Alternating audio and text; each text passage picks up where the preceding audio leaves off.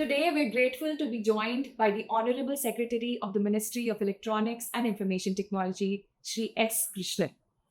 A distinguished IS officer of the Tamil Nadu cadre, he has decades of experience in finance, technology, and governance transformation in India.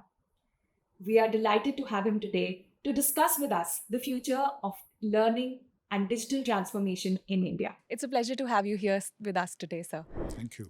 Thank you. I'd love to start by understanding your perspective on how things are changing in the rural areas. You've seen the change firsthand. I'd love to understand if there's anything that stuck with you specifically. See, I think the biggest thing is what technology and particularly communication technology has done is it has really crashed distances.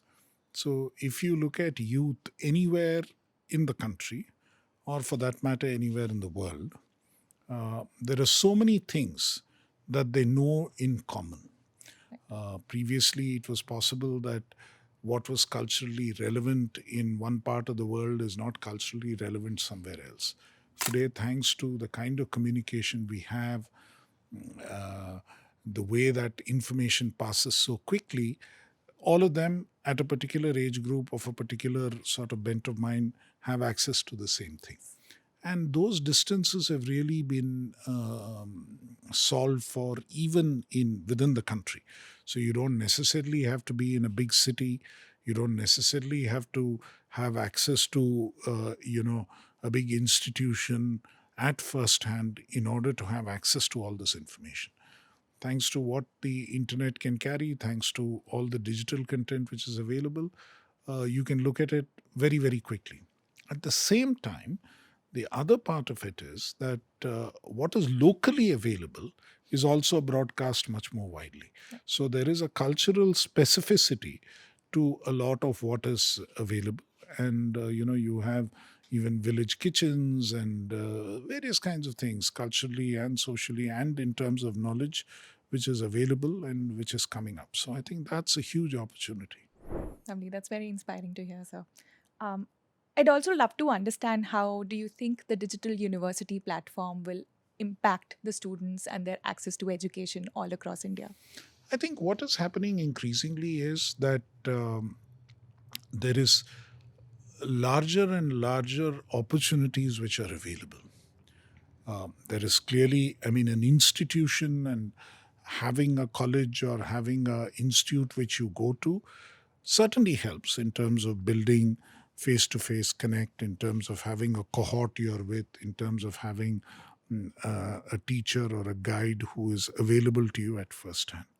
But in terms of content which you can absorb, I think the possibility of absorbing a much wider cross section of content is clearly there now, and that means you don't have to necessarily depend on what is transacted in a particular classroom. You don't have to necessarily depend on what your own college or institution would do, but you can sort of look at it on a much wider scale, which I think is a huge, huge thing. And so you could be studying in one college but have access to a lot of content from different places. And what is becoming more interesting also is the competition, saying that because there are a number of opportunities and number of options that students have, there's a choice as to what you can pick up and what you can work with.